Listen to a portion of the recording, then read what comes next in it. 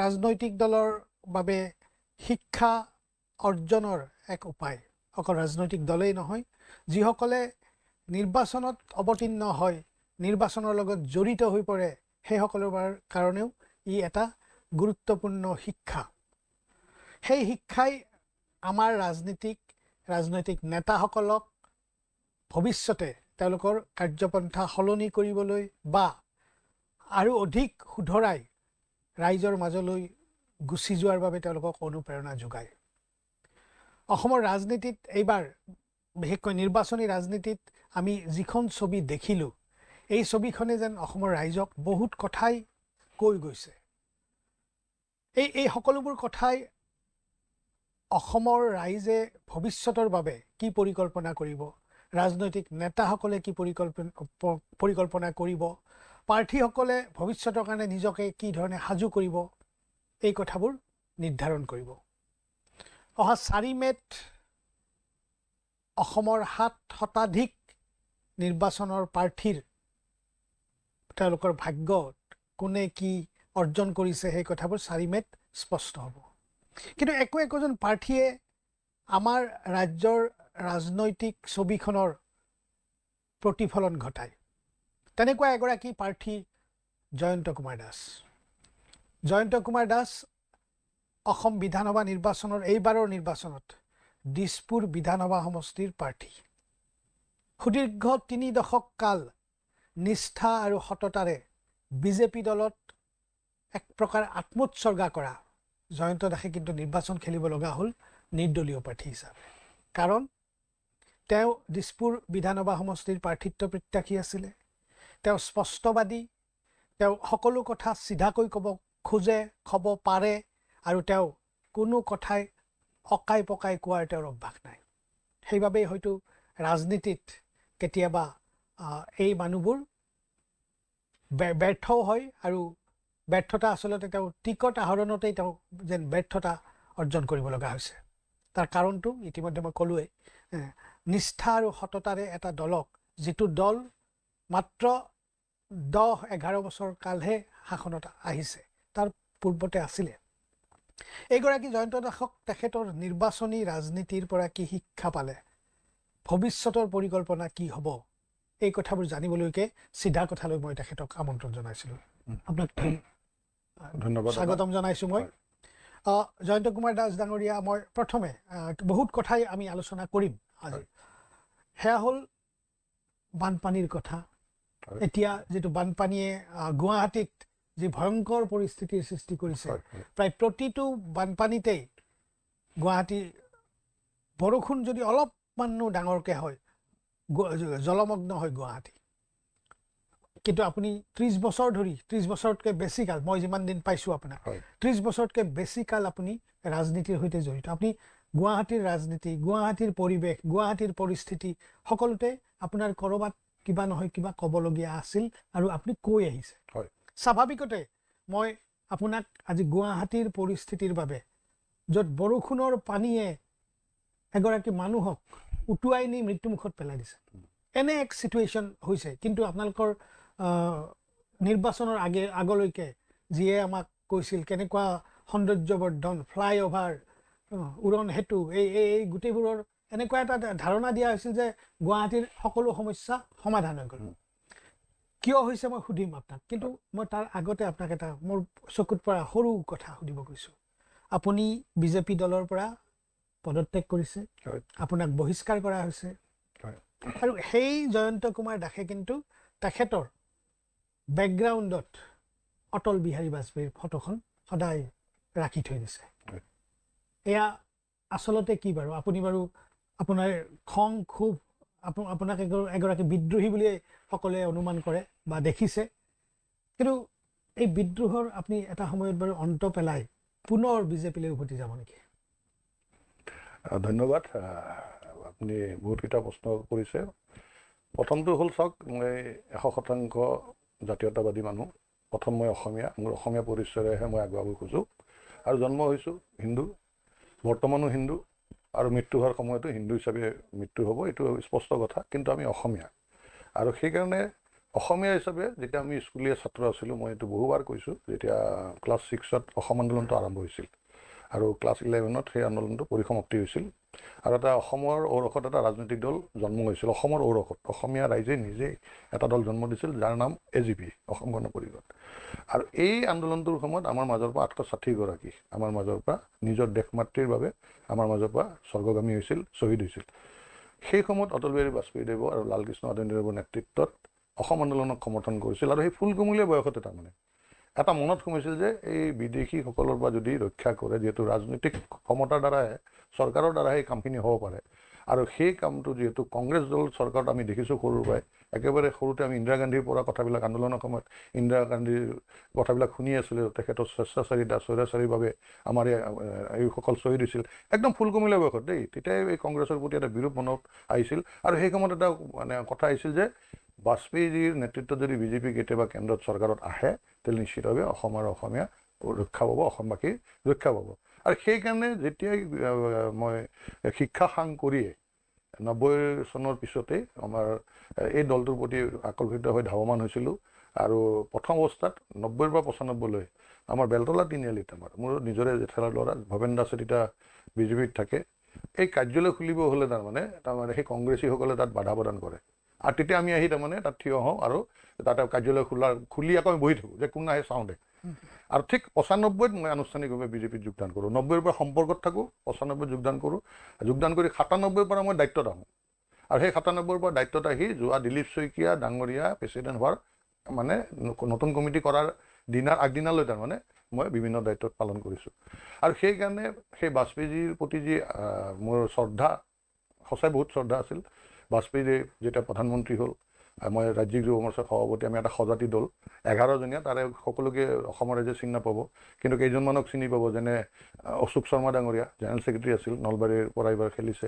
যেনে শিলাদিত্য দেৱ সেইটো টিমত আছিল। আমি যেতিয়া গৈছিলোঁ, বাজপেয়ীদেৱক সুধিলোঁ যে মহাশয়, এই যে আপুনি প্ৰধানমন্ত্ৰী হ'ল, কিন্তু আমাৰ অসমৰ সমস্যা সমাধান নহ'ল এতিয়াও। তেতিয়া মই ভবা নাছিলোঁ যে ইমান মহান মানুহ, তেওঁ যে মোক কিবা উত্তৰ দিব, মই বোলো কিয় বেলেগ কথা কৈ পঠাই দিব। আচৰিত হ'ব, তেখেতে ইমান ডাঙৰ মানুহ মোৰ সেই প্ৰশ্নটো শুনি একো মুখেদি নকয়, প্ৰথমে কৈছে তোমাৰ বহুত দূৰৰ পৰা আহিছে, চাহ একাপ খাওঁ। চাহ আনিব দিছে, এনেকুৱা মুখখন দেখা কোৱাৰ লগে লগে মুখ বুজি পালে আৰু তাৰপৰা তাৰমানে চাহ আহিল। চাহকাপ লৈ কৈছে যে চাহ একদম তেনেকৈ কৈছে, একফালে ললিতা, একফালে জয়ললিতা, একফালে মমতা, একফালে জয়ললিতা। এবাৰ এইজনীক টানিলে সিজনীক ওলাই যায়, সিজনীক টানিলে সিজনীক ওলাই যায়। আৰু সেইকাৰণে কমন মিনিমাম এজেণ্ডাতহে আমি আজি এবচলিউট মেজৰিটি নোপোৱাৰ কাৰণে বেলেগ আমি দলক লৈ চলিব লগা হৈছে। সেইকাৰণে কমন মিনিমাম এজেণ্ডাত আমি আগবাঢ়িছোঁ আৰু ডেভেলপমেণ্টটোকে এটা ভেটি হিচাপে লৈ আগবাঢ়িছোঁ। মনত ৰাখ, যেতিয়া আমাৰ এবচলিউট মেজৰিটি হ'ব, তেতিয়া আমাৰ সমগ্ৰ ভাৰতৰ সেই সমস্যাসমূহ, তহঁতৰ অসমৰ সমস্যা সমাধান হ'ব। এই প্ৰশ্নটো তাৰমানে একেবাৰে বুকুত সোমাই পৰিলে। আৰু ভাবিলোঁ যে নিশ্চয় তাৰমানে আমি আৰু কাম কৰিব লাগিব দলটোক হৈ, আৰু আমি দলটোৰ কাৰণে দলক শক্তিশালী কৰিব লাগিব। আৰু সেই ধৰণে কাম কৰি আমি তাৰ প্ৰমাণো পালোঁ। 95 চনৰ পৰা আপুনি বিজেপিৰ পতাকা তুলি ধৰি বিজেপিক ফাইনেলি দুবাৰকৈ ইয়াতে ক্ষমতালৈ অনাত আপোনাৰ অৱদান আছে, এই কথা সকলোৱে বিশ্বাস কৰিছে। আনকি আপুনি যিদিনা টিকটৰ পৰা প্ৰাৰ্থিত্বৰ পৰা বঞ্চিত তেতিয়াও বিজেপিৰ অন্য মানুহৰ কথা বাদেই বিজেপিৰ মানুহবোৰে আক্ষেপ হৈছে যে এই মানুহজনক এই দলটোৱে গাদ্দাৰী কৰিলে। তো এতিয়া মই আপোনাক এই কথাটোৱে মই বেলেগ প্ৰসংগ এটালৈ ইতিমধ্যে মই উল্লেখ কৰি গৈছিলোঁ। আপোনাৰ গুৱাহাটী এখন, আপুনি য'ত বিজেপিৰ অফিচ কংগ্ৰেছে খুলিব নিদিয়াৰ ক্ষেত্ৰত আপুনি এক ধৰণৰ দাদাগিৰি কৰি হ'লেও আপুনি অফিচ পাতিছিল। আৰু সেই বিজেপি এতিয়াতো চাৰিওফালে বিজেপিৰ অফিচ, চৰকাৰী মাটিত বিজেপিয়ে অফিচ স্থাপন কৰিছে, সুন্দৰকৈ কৰিছে। বশিষ্ঠৰ বাজপেয়ী ভৱনটো দেখিলেই গম পোৱা যায় বিজেপি আজি কিমান শক্তিশালী। এই গুৱাহাটীৰ যিটো বান সমস্যা আপুনি 30 বছৰ ধৰি দেখিয়ে আহিছে, আৰু এই বান সমস্যাটোৰ কাৰণে একদম চুটিকে আপুনি কাক দোষাৰোপ কৰে, কিয় দোষাৰোপ কৰে? এইটো চুটিকৈ ক'ব নোৱাৰিম। আপোনালোকে এই বাৰ্তাটো যাব লাগে। আচলতে ইয়াত দুটা ভাগত বিভক্ত কৰে। এটা হ'ল চৰকাৰৰ ভুল, হেমাহিটো আছে, আৰু প্ৰথম ভুল আৰু হেমাহি, আৰু ৰাইজৰো তাৰমানে বহু ভাগৰ, ৰাইজৰ বহু অংশৰ তাৰমানে অদূৰদৰ্শিতা আৰু অসহযোগিতা। প্ৰথম চৰকাৰৰ ভুল কৈ দিওঁ চাওক, যে 30 বছৰ আগতে বানপানীৰ প্ৰকোপ ইমান নাছিল। এতিয়া বহুতে কৈ চাৰিওপিনে অট্টালিকা বনাইছে, আৰু অট্টালিকা বনাব, সেইটো অট্টালিকা বনোৱাৰ কাৰণে বানপানী হ'ব লাগে বুলি কি কথা আছে? অট্টালিকা কি ভাৰতবৰ্ষৰ পৃথিৱীৰ বেলেগ ৰাষ্ট্ৰত নাই জানো? আছে। এতিয়া যে চৰকাৰৰ কথা হ'ল যে আমাৰ গুৱাহাটীখন প্ৰাকৃতিকভাৱে ইমানেই বেছি সুন্দৰ, গোটেই কোনো বেলেগ চহৰত আছে নাই বাদ দিয়ক, হিল ষ্টেচনক বাদ দি চাৰিওপিনে পাহাৰ, মাজত পাহাৰ, গান্ধী মণ্ডপৰ পাহাৰ মাজত, নৰকাসুৰ পাহাৰখন মাজত, বশিষ্ঠ পাহাৰ ছাইডত, সিপিনে পাণ্ডুৰ পিনে, ইমান ধুনীয়া। এই নেচাৰেলি আকৌ ৱাটাৰ ৰিজাৰ্ভাৰো নেচাৰেলি আছিল, যেনে দীপৰ বিল, যেনে আমাৰ এই আমাৰ চামেলৰ শিলখাকু, ঠিক সেনেকুৱা নেচাৰেল বহুতখিনি আছিল। আজি চৰকাৰৰ ভুল চাওক, যোৱা 30 বছৰে কোন কোন চৰকাৰত আছিল ৰাইজে বিচাৰ কৰক। সেইকাৰণে মই কৈছোঁ অলপ দীঘলীয়া হ'ব। ৰাইজে বিচাৰ কৰক, যিসকলে চৰকাৰত কংগ্ৰেছতো আছিল সেইসকল চৰকাৰ এতিয়া বিজেপিতো আছে, দুই এজনক বাদ দি। আজি এই যে নেচাৰেল ৰিজাৰ্ভাৰবিলাকত মানুহটো বহিছে, পাব্লিক বহিছে, পাব্লিকৰ লগে লগে চৰকাৰে যে বিভিন্ন অনুষ্ঠান প্ৰতিষ্ঠানক মাটি এলট কৰি বিঘাই বিঘাই শ শ বিঘা মাটি যে এলটমেণ্ট কৰি দিলে, কিয় দিলে? কিয় অদূৰদৰ্শিতা? কি স্বাৰ্থ আছিল সেইবিলাক দিয়া? কোনোবা স্পৰ্টছ এছ'চিয়েশ্যনক দিছে, কোনোবা NGOক দি দিছে, কোনোবা সাহিত্য সভাক দি দিছে, কোনোবা ডিপাৰ্টমেণ্টক দি দিছে। আৰু এইটো নেচাৰেল ৰিজাৰ্ভাৰ হয়, সেইখিনি চৰকাৰী মাটি হয় বা তাত ম্যাদী পট্টা নথকা মাটি। সেইবিলাক দিয়াৰ লগে লগে আপুনি চাব যে দীপৰ বিলত শ শ বিঘা মাটি কোনোবা এটা ব্যক্তিগত কোম্পানীকো দি থৈ দিছে। সেই মাটিবিলাক দিয়াৰ লগে লগে তাত আৰ্ট ফিলিং কৰিছে, পাহাৰৰ পৰা যধে মধে কাটিছে, আৰ্ট ফিলিং কৰিছে, পাহাৰৰ পিছত বৰষুণ আকৌ তললৈ মাটি লৈ আনে, যে আৰ্ট ফিলিং কৰিছে ৱাটাৰ ৰিজাৰ্ভাৰৰ পৰা পানীখিনি এতিয়া অভাৰলোডেড হৈ গ'ল, বাহিৰলৈ ওলাই। এইটো চৰকাৰৰ বিৰাট ভুল, ইচ্ছাকৃত দোষ, আৰু চৰকাৰে থকা মানুহ সেই নেতাসকলে ৰাইজৰ প্ৰতি কোনো যে দায়বদ্ধতা নাই, সেইটো এটা। একেলগে কথা হ'ল কি, পাহাৰৰ যিটো দখল, পাহাৰত দখল কৰিব যোৱা মানুহখিনিক মই দুখ নিদিওঁ। কিয় নিদিওঁ? গুৱাহাটীত আহিছে, সৰু কোনোবা চাকৰি এটা কৰিছে, প্ৰাইভেট জব কৰিছে, সৰু দোকান এখন দিছে, ফুটপাথত কোনোবা দোকান দিছে, গোটেই জীৱনটো কাম কৰি কষ্ট কৰি 2 লাখ 3 লাখ টকা কাৰোবাৰ পৰা দখলি কিনিছে। সেই মুহূৰ্তত সেই যে যদি এতিয়া ফৰেষ্ট বুলি যে ডিমাণ্ড দি মানুহে এভিকশ্যন কৰিছে, সেই বহাৰ সময়ত এই চৰকাৰখন ক'ত আছিল? সেই বহাৰ সময়ত চৰকাৰখন ক'ত আছিল? সেই মানুহখিনি যদি ধনী মানুহ হ'লহেঁতেন তেতিয়াহ'লে এই GS ৰোডত মাটি কিনিলে হয়, বশিষ্ঠ ৰোডত মাটি কিনিলে হয়, আজি আটাইতকৈ প্ৰাইম লোকেশ্যনবিলাকত মাটি কিনিলে হয়। মাটি তেওঁলোকে কিনিব নোৱাৰে, পইচাৰ অভাৱত তাতে কিনিব গৈছে। কিনিব যাওঁতে সেই দালাল চক্ৰৰ কাৰ লগত জড়িত আছিল সেই কথাখিনি লোকেল পুলিচ থানা, লোকেল সেই পলিটিকেল এক্টিভিষ্টবিলাক, তাৰপিছত সেই ফৰেষ্টৰ ডিউটিত থকা মানুহবিলাকে জনা নাছিল জানো? আজি যে সেইবিলাকক এভিকশ্যন কৰি ৰাতি যে শুব নোৱাৰে, বুকুখন কঁপি কঁপি থাকে যে, সেইসকল মানুহ বহিছে। এইবিলাক চৰকাৰৰ ভুল, চৰকাৰৰ স্পষ্ট হেমাহি। আৰু তাৰপিছত ডাঙৰ কথা হ'ল যে মই যোৱাকালি আপোনাক ভিডিঅ'টো দেখাইছোঁ, আৰু ইতিমধ্যে আপোনালোকক মই ভিডিঅ'টো দি যাম। ইমানেই মাছৰ কাৰ্টুন, ইমান পানীৰ বটল, ইমান ঘৰত ব্যৱহাৰ হোৱা পেলাই দিয়া সামগ্ৰী, মানুহ ইমান ডাঙৰ ডাঙৰ মানুহ গাড়ীখনত বা বাইকত আহি বহুতে ডাষ্টবিনত পেলায়, মই সেইখিনি কোৱা নাই, বহুতে তাৰমানে নদীটোলৈ দলি মাৰি দিয়ে। এই বস্তুটো কেনেকুৱা কথা? মোৰ ভিডিঅ'টো আছে, আপোনাক দিম, আপুনি চাৰ্কুলেট কৰিব। পাহাৰ হৈ আছে নদীটোৰ ওপৰত। এই নদীটো জানে বাহিনী নদীত আমি সৰুতে গা ধুইছিলোঁ, খেলিছিলোঁ, ঘণ্টাই ঘণ্টাই পানীত উমলি আছিলোঁ আমি। আমাৰ এই অঞ্চলৰ এই ৰুক্মিণী গাঁৱৰ পৰা একদম পিছলৈ এই অঞ্চলৰ ল'ৰাবিলাক আমি উমলি আছিলোঁ। আজি সেইটো পৃথিৱীৰ ভিতৰত আটাইতকৈ লেতেৰা নলা হৈছে। আৰু এটা কথা, এইখিনি হ'ল ৰাইজৰ, আৰু তাতে চৰকাৰৰ দুখবিলাক চাব। এই বশিষ্ঠৰ পৰা অহা য'ত য'ত এনক্ৰ'চ হৈছে, গোটেই আপোনাৰ গোটেই একদম ভৰলো তাললৈ য'ত য'ত এনক্ৰ'চ হৈছে, সেই এনক্ৰ'চ হোৱাৰ মাজে মাজেতো চৰকাৰে বাৰে বাৰে হেৰি কৰে, এই যে JCP লগে চাফা কৰা বা এভিকশ্যন কৰিব যায়, ৱাল চোৱাল ভাঙে, আধাতে কিয় ৰৈ যায়? প্ৰত্যেকবাৰে আধাতে কিয় ৰৈ যায়? প্ৰত্যেকবাৰে 2-1 ঘৰক ভাঙি তাৰপিছত কথাটো তল পৰি গৈ গুচি যায়। কাৰ ইয়াতে আছে? কিছুমান স্বাৰ্থলোভী, অকল টকাৰ পিছত দৌৰা, চেংচন হোৱাৰ লগে লগে 100, 150, 200 কোটি টকা আহিল, সেইটো ভাগ বতৰা কৰ, অলপমান দেখা। এই যিসকলে এনক্ৰ'চ কৰিছে, যোৱাকালি মোক এনেকুৱা হ'ল যে দাদা অইলৰ ওপৰত হাটিঙৰ পৰা ফোন কৰিছে, দাদা অইলৰ ওপৰত, অইলৰ পাইপলাইনৰ আপোনালোকে দেখিছে, তাত গোটেই আৰ্ট ফিলিং কৰি তেওঁলোকে অহা যোৱা ৰাস্তা কৰিছে। এতিয়া পানীখিনি ব্লক হৈ আমাৰ 20-30 ঘৰ মানুহৰ চোতালৰ পিনে গুচি গৈছে। এতিয়া আমি উঠাব নোৱাৰোঁ। কিয়? এইটো চৰকাৰে দেখি থকা নাই। আপুনি যদি মাটি কিনিছে তে ৰাস্তাটোৰ লগত কিনি ল'ব লাগিবতো। আপুনি পাইপৰ লাইনৰ ওপৰত মাটি পেলাব। এই কথাবিলাক কাৰ ভুল? এই যদি গুৱাহাটীক আপুনি বানমুক্ত কৰিব বিচাৰিছে, প্ৰকৃতিৰ ওপৰত আমি কোনো নহয় দেই, সেইটো নহয়, কিন্তু আমি বহুতখিনি 70%, 80% আমি ঠিক কৰিব পাৰোঁ। আৰু আজি এই ৰুক্মিণী গাঁও, আপোনাৰ ইয়াৰ পৰা মাত্ৰ 100 মিটাৰ দূৰত ৰুক্মিণী গাঁৱত এতিয়াও এক বুকু পানীত বকাই নাথাকে। আজি 30 বছৰ আগত এই অৱস্থা নাছিল, এতিয়া হৈছে। আৰু এতিয়া হোৱাৰ কাৰণবিলাক হ'ল পাব্লিকে এনক্ৰ'চ কৰিছে। পাব্লিক মানে সকলোৱে কোৱা নাই, এই নদীৰ পাৰত কিছুমানে লখিমীজানৰ ওচৰত ডাঙৰ ডাঙৰ মানুহৰ ঘৰ, নদীৰ মাটি কিনিছে যদি দুই কথা, ৱালখন দিওঁতে 3 কোঠাত ৱালখন দিছে কিয় চৰকাৰে এইবিলাক দেখা নাই এভিকশ্যন কৰিব যোৱাৰ লগে ক'ত মেনেজ হৈ যায় ক'ত মেনেজ হয় কাৰো মই কাৰণে মই স্পষ্টভাৱে যোৱাকালি 3টা চেনেলত কৈছোঁ যে চৰকাৰে কাৰো মুখ চাব নালাগিব গৈ আছে কোনোবা ডাঙৰ মানুহৰ ঘৰ পৰি গ'ল কিয় ডাঙৰ মানুহৰ ঘৰ পৰিলে তাৰমানে ডাঙৰ মানুহে এনেকুৱা অবৈধ দখল কৰি থাকিব পাৰে নদীৰ মাটি দখল কৰি থাকিব পাৰে দুখীয়া মানুহ কিন্তু হাতী দি ঘৰ ভাঙি মানুহ গুলিয়াই মাৰি পেলাব পাৰে আমাৰ দিছপুৰতে এইটো হৈছে বুজি পাইছেতো জয়ন্ত কুমাৰ দাস এগৰাকী ৰাইজৰ নেতা ৰাইজৰ মাজত সুদীৰ্ঘ 3 দশকৰো অধিক কাল তেখেতে কটাইছে ৰাইজৰ দুখ দুৰ্দশাৰ সৈতে পৰিচিত গতিকে স্বাভাৱিকতে জয়ন্ত দাসে যিখিনি কথা কৈছে এইখিনি আৰ্টিফিচিয়েল কথা নহয় এয়া তেখেতৰ একদম নিজে দেখি শুনি বুজি কোৱা কথা এই কথাটোৱে গুৱাহাটীবাসী ৰাইজৰ লগতে আটাইতকৈ ডাঙৰ কথা যে ৰাইজকো প্ৰশাসন বা যিটো চৰকাৰী ব্যৱস্থা এই চৰকাৰী ব্যৱস্থাটোৱে পথ দেখুৱাব পাৰিব লাগে সেইটোৰ কাৰণে তেওঁলোকে দৰমহা পায় সেইটোৰ কাৰণে তেওঁলোকে সা সুবিধা পায় সেইটো কিন্তু চৰকাৰে কৰা নাই আৰু সেইবাবে নকৰাৰ পৰিণতিত এনেকুৱা ভয়ানক অৱস্থা এটা সৃষ্টি হৈছে জয়ন্ত কুমাৰ দাস ডাঙৰীয়া এইটো বাৰু আপুনি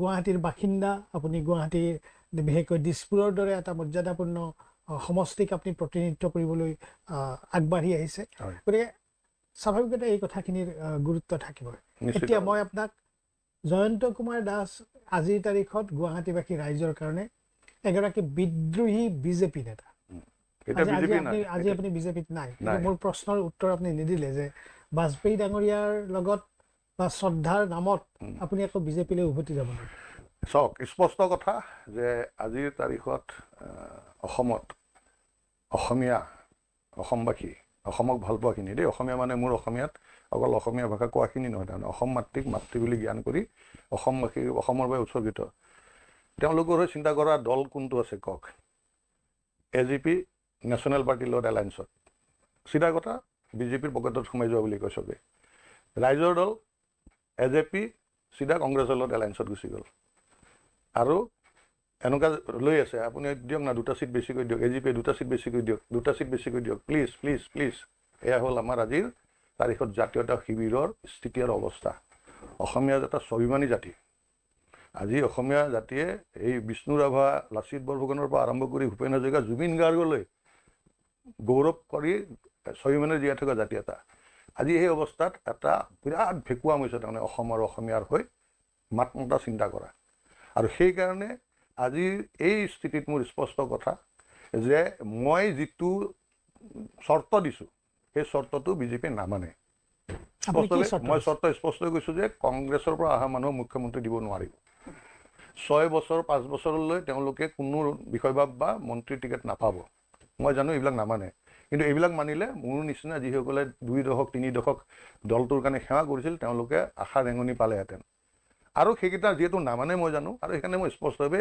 এই আগুৱাই আহিছোঁ আগুৱাই যাম দল এটা খুলিম ৰাইজৰ লগত আলোচনা কৰিম ৰাইজৰ আশীৰ্বাদ ল'ম অন্ততঃ মই যি যাত্ৰা আৰম্ভ কৰিম সেই যাত্ৰাই যাতে ৰাইজৰ আশা আনি অসমত অন্ততঃ অসমীয়াৰ প্ৰভুত্ব আজি এটা কথা কওঁ চাওক যে মই প্ৰথমে অসমীয়া বুলি এইকাৰণে কৈ লৈছোঁ যে মই অসমীয়া বুলি চিন্তা নকৰিলে হিন্দু বুলি কোৱাৰ লগে লগে তাৰমানে এই হিন্দুত্বত তাৰমানে যিখিনি আছে তেওঁলোকে কিন্তু সংখ্যাগতভাৱে হিন্দুত্বৰ গুণগত চিন্তা কৰে যে অসমীয়াটো ইমানখিনি হিন্দু তাৰ ভিতৰত যদি ভাগ কৰোঁ আমাৰ যি নিজৰ নিজৰ জাতি জনগোষ্ঠী আছে কাৰ্বি ইমানখিনি বড়ো ইমানখিনি অমুক ইমানখিনি তমুক ইমানখিনি এই হিন্দুত্ব এইটোতো ভাই ইমান বহুত বেছি তেওঁলোকে সংখ্যাত যায় আৰু সেইকাৰণে হিন্দুত্বৰ প্ৰয়োজনীয়তা আছে কিন্তু আজি সেইটো হৈ গ'ল আমি কিন্তু বিপদত পৰিম প্ৰথম আমাৰ জয়ন্ত কুমাৰ দাস ডাঙৰীয়া আপোনাৰ কথাৰ পৰা এটা কথাই হেৰি হৈছে যে আপোনাৰ কিছু ক্ষোভ আছে আক্ষেপ আছে আৰু এই ক্ষোভ আক্ষেপৰ এই কাকতালীয় হ'ব পাৰে যে আপুনি দিছপুৰ সমষ্টিত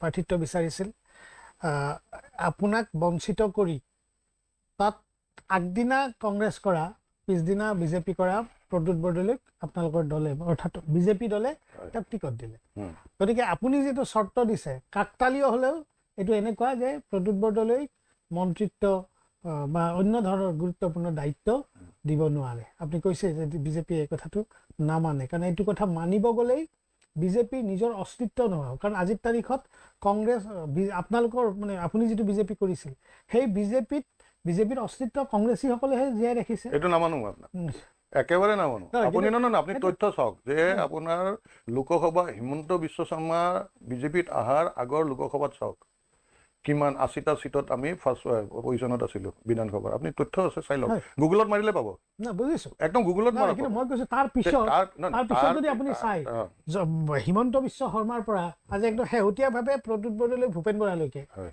আপোনালোকৰ দলে যি সকলক লৈছে 99% আপোনাৰ কংগ্ৰেছ হয় সেইটোৱে এতিয়া সেইটোৱে আপুনি যিটো আশংকা প্ৰকাশ কৰিছে যে আপোনাৰ চৰ্ত বিজেপিয়ে পূৰণ কৰিব নোৱাৰে পূৰণ কৰিব কেনেকৈ মানে সেইসকলেতো দায়িত্ব ল'ব কংগ্ৰেছীসকলে গতিকে এই এটা কথা হয় কিন্তু মই আপোনাক এই প্ৰশ্নটোৰ উপৰিও মই সুধিব বিচাৰিছোঁ আপুনি কি ভাবে কি পৰিস্থিতিত বিজেপি দলে আপোনাক হেৰি দিব নোৱাৰিলে টিকট দিব নোৱাৰিলে বা নিদিলে এটাতো ব্যক্তিগত হেৰি থাকিবই এতিয়া চাওক যেতিয়া মই উদাহৰণ এটা দিওঁ যেতিয়া মই যুৱ মৰ্চাৰ প্ৰেচিডেণ্ট হোৱাৰ পিছত আমাৰ তেতিয়া পাৰ্টিত ইলেকশ্যন হয় সংগঠনৰ ভিতৰত ইলেকশ্যন হয় মই গুৱাহাটী মহানগৰৰ নিৰ্বাচনত প্ৰতিদ্বন্দ্বিতা কৰিছিলোঁ সভাপতিত বিপুল ভোটত জয় হৈছিলোঁ আমাৰ মণ্ডল কমিটিবিলাকৰ ভিতৰত হয় বিপুল ভোটত জয় হোৱাৰ পিছত যিখন সভা কৰিছিলোঁ প্ৰথম সভাখনত ৰাজনাথ সিং ডাঙৰীয়া তেতিয়া ৰাষ্ট্ৰীয় সভাপতি আছিল আৰু ৰাজনাথ সিং ডাঙৰীয়া আহোঁতে বিজেপিত প্ৰথমবাৰৰ কাৰণে তাৰমানে জাতীয়তা বুথ অৰ্থাৎ আমাৰ জাতীয় সংগীত আনুষ্ঠানিকভাৱে মই আৰম্ভ কৰিছিলোঁ আমাৰ বন্দে মাতৰে মই আৰম্ভ কৰে সদায় আৰু ৰাষ্ট্ৰীয় সংগীতেৰে আমাৰ সভাবিলাক শেষ কৰিছিল মই কোৱা প্ৰথম মানুহ যে যিহেতু অসমত আমাৰ এইখিনি আমাৰ কাম চলি আছে তেতিয়া অসমৰ জাতীয় সংগীতেৰে আৰম্ভ হ'ব লাগিব সেই কথাটো নামানাৰ কাৰণে যেতিয়া মই সভাপতি হৈছিলোঁ মই তেতিয়া ৰাজনাথ সিঙৰ সন্মুখত ৰাজনাথ সিং ডাঙৰীয়াক সেই তাতে জাতীয় সংগীতত আমি একেলগে থিয় হৈ জাতীয় সংগীত পৰিৱেশন কৰিছিলোঁ তেখেতে তাতে আছিল এতিয়া কথা হ'ল যে এই মোৰ প্ৰথম কথাটো হ'ল যে অসমত অসমীয়াৰ প্ৰভুত্ব যদি নাথাকে আমাৰ কি প্ৰভুত্ব বিহাৰ ইউ পি দিল্লী তামিলনাডুত থাকিব নেকি